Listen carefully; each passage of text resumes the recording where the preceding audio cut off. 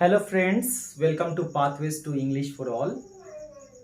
आज मैं आपको बताने जा रहा हूँ नेक्स्ट सेंटेंस एलिमेंट्स में मैंने आपको बता दिया है कि सब्जेक्ट, वर्ब एंड ऑब्जेक्ट, दो और बचा हुआ है। फोर्थ नंबर है कॉम्प्लीमेंट और इसके अगले वीडियो में मैं बताऊंगा एडवर्बियल। तो चलिए, कॉम्प्लीमेंट होता क्या है। कॉम्प्लीमेंट का जो काम होता है वह होता है सेंटेंस को कंप्लीट करना, राइट। तो अब कंप्लीट कैसे करता है और ये रेफर किसको करता है ये भी जानना बहुत जरूरी है। तो ये रेफर करता है, ठीक है, या तो सब्जेक्ट को और नहीं तो ऑब्जेक्ट को। या हम दूसरे तरीके से कह सकते हैं कि कॉम्प्लीमेंट जो होता है वो सब्जेक्ट से रिलेटेड है या ऑब्जेक्ट से रिलेटेड है। जैसा कि मैंने वहां पे देखा था ऑब्जेक्ट का, कि ऑब्जेक्ट या तो वर्ब से रिलेटेड है या प्रीपोजिशन से रिलेटेड है, राइट। और अगर मैं बात करूँ वर्ब की तो सब्जेक्ट से रिलेटेड है, तो सबका रिलेशन है अपना, राइट। सो चलते हैं, यहाँ पे मैंने 5 सेंटेंस रखा हुआ है। He is intelligent. सो ही क्या है, सब्जेक्ट है, इज क्या है, वर्ब है, और इंटेलिजेंट क्या है, कॉम्प्लीमेंट है। और कौन सा कॉम्प्लीमेंट है, सब्जेक्टिव कॉम्प्लीमेंट है। तो मैं बता दूं यहाँ पे कि जिसको रेफर करता है, जैसे मान लीजिए कि सब्जेक्ट को रेफर कर रहा है तो उसको हम बोलेंगे सब्जेक्टिव कॉम्प्लीमेंट।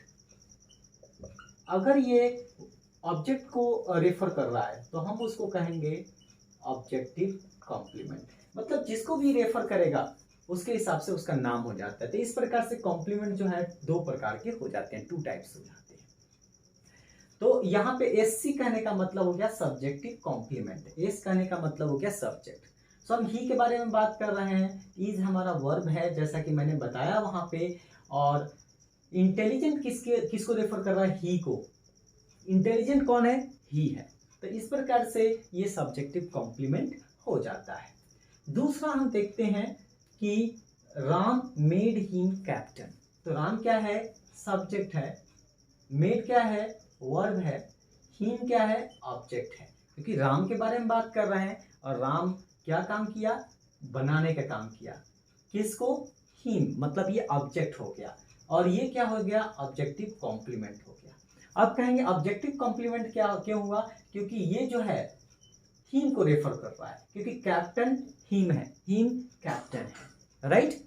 तो हम क्या देख रहे हैं कि कैप्टन हिम को रेफर कर रहा है, राइट। तो हमेशा ध्यान रखिएगा कि ऑब्जेक्ट वर्ब से रिलेटेड है और कॉम्प्लीमेंट या तो ऑब्जेक्ट से नहीं तो सब्जेक्ट से। नेक्स्ट सेंटेंस में देखते हैं कि दिस हमारा सब्जेक्ट हो जाएगा, इज हमारा वर्ब हो जाएगा और माइन हमारा सब्जेक्टिव कॉम्प्लीमेंट हो जाएगा। क्योंकि दिस के बारे में, माइन मतलब जो है वो दिस को रेफर कर रहा है कि ये जो दिस है वो मेरा है, माइन है।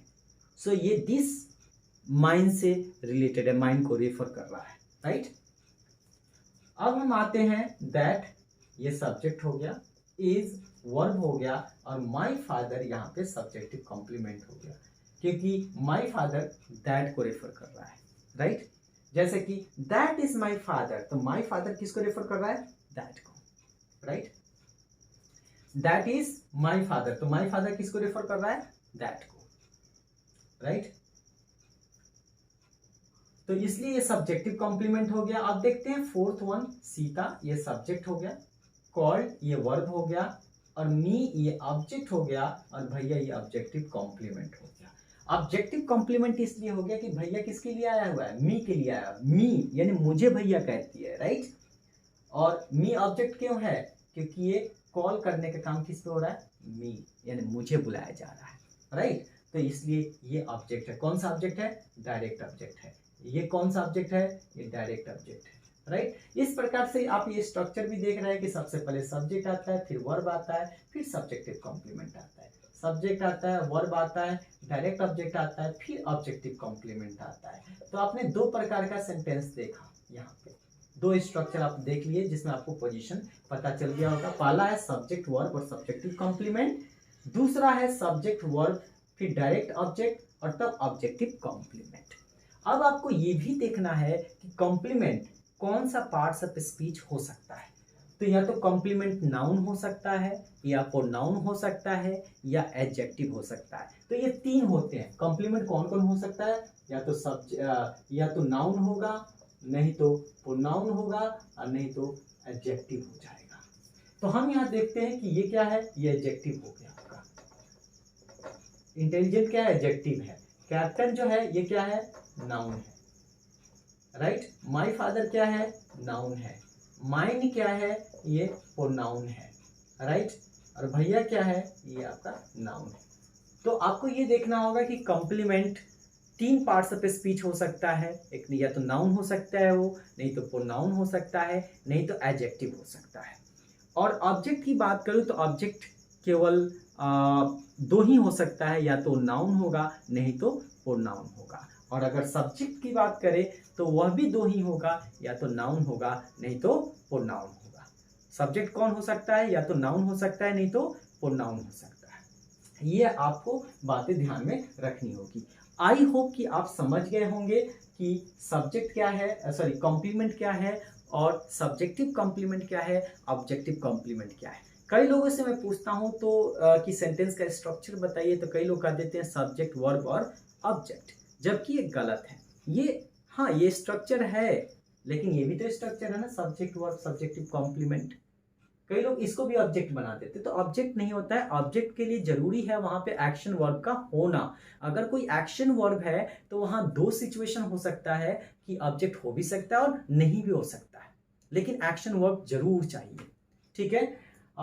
लेकिन कॉम्प्लीमेंट के लिए एक्शन वर्ब से इसको मतलब नहीं है, इसको मतलब है सब्जेक्ट से एंड दूसरा ऑब्जेक्ट से, राइट। सो आई होप कि आप ये कॉम्प्लीमेंट का ये जो मैंने बताया जो भी आपको समझ में आ गया होगा। नेक्स्ट मैं वीडियो बनाऊंगा वह होगा आपका एडवर्बियल्स के ऊपर, राइट। तो आपको एक चीज गौर करना है, और वह है कि what will be the sequence, what will be the order of that each and every element, right.